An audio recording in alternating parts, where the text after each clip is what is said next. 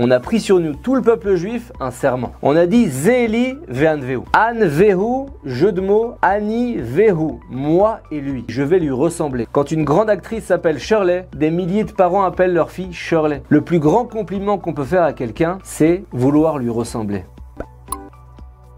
Lorsque la mer s'est ouverte, le peuple d'Israël s'est retrouvé poursuivi par les Égyptiens. Ils étaient en colère, avides de vengeance après les 10 plaies qui se sont abattues sur eux et nous voyant emporter toute leur richesse. Ils étaient armés. Nos ancêtres ont eu très peur jusqu'à ce sauvetage miraculeux qui s'est produit devant nos yeux. Yardoubim Tsolot Kemoaven. L'eau de la mer s'est renfermée sur les Égyptiens. Ils se sont enfoncés dans l'eau comme des pierres dans la mer. Le peuple vient d'être sauvé de la mort par le biais d'une expérience où ils ont vu la main d'Hachem. Et là, plein d'émotions, pour rendre l'appareil à Hachem, ils prennent sur eux un éder. On a pris sur nous, tout le peuple juif, un serment. On a dit Zéli ve'anvehu. Et il y a deux interprétations possibles de ce serment. Une connue, une moins connue. Première interprétation, Zéli ve'anvehu, traduction, c'est mon Dieu, je l'aime, et je vais toute ma vie l'embellir, le glorifier. C'est parler d'Hachem au monde entier, l'embellir à nos yeux. Pas pour convertir les gens, juste pour rendre hommage à la vérité. Nos ancêtres l'ont toujours fait. Quelques exemples. Pourquoi le roi Salomon était marié à 1000 princesses du Moyen-Orient? Il avait accompli la promesse de Zéli ve'anvehu. Il diffusait, représentait la Torah, les rois du monde entier étaient fiers de donner leur fille à un homme si inspirant. Au second temple de Jérusalem par exemple, beaucoup de non-juifs respectaient les mitzvot, comme la femme de l'empereur Néron pendant son règne, et Néron lui-même après son règne parce que les Romains ne l'auraient pas toléré. Nombreux sont aussi les aristocrates romains qui ne parlaient pas affaires le saint jour du Shabbat. Les hommes d'affaires juifs de l'époque parlaient d'Hachem dans les pays du Proche-Orient et même avec le couple royal. La reine Hélène s'est convertie, elle est devenue nazir 7 ans, elle apportait des sacrifices au temple, elle était très froum.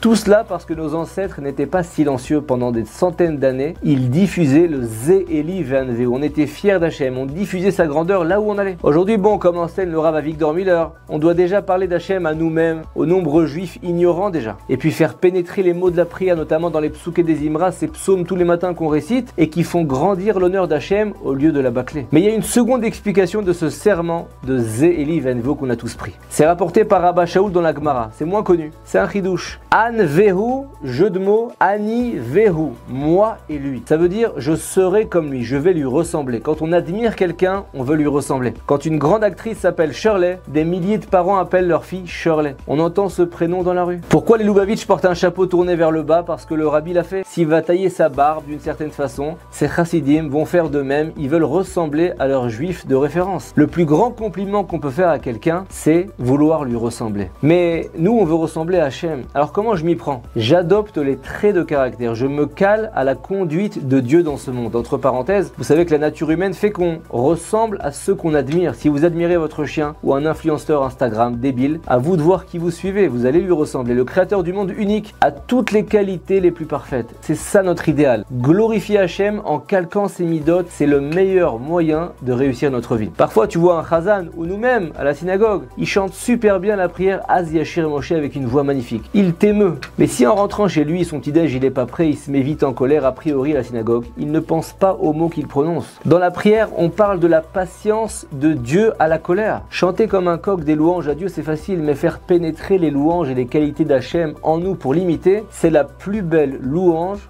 qu'on peut faire pour lui. C'est ça qu'il attend. T'es instituteur par exemple, ton élève t'énerve. Sois patient avant de l'expulser. Ta femme parle trop selon toi, tu manques de patience pour l'écouter. Respire un bon coup et dis-toi Zéli ve'anvehu, c'est mon Dieu, ani ve'hu, je veux lui ressembler. T'es patient avec tes clients, tu peux l'être avec la personne la plus importante pour toi. Et pour y arriver, plongez vos yeux dans les livres. Lisez la vie des personnes imprégnées par les midotes d'Hachem et remplissez votre esprit de ces façons de faire là. Lentement, calmement. Si vous priez et étudiez la Torah dans l'intention d'imiter Hachem et nos patriarches, alors une aide divine va se dévoiler à vous, à nous, et on va y arriver. Étudiez les livres Mesilat Yesharim, Orchot Tzadikim, Tomer Dvorah. Il y a là-bas des programmes de travail sur notre caractère. Prenons rien que 5 minutes par jour, mais à fond, pour accomplir ce serment qu'on a tous pris devant la mer Rouge et qui a permis qu'on vive aujourd'hui. Zéli ve'anvehu, je veux ressembler à mon Dieu. Soyons fiers des mitzvot d'Hachem, récitons les brachot à voix haute, avant, après manger, achetons et portons les plus beaux objets en ce qui concerne les mitzvot, mais surtout n'oublions pas la plus belle louange pour Dieu, c'est l'imiter.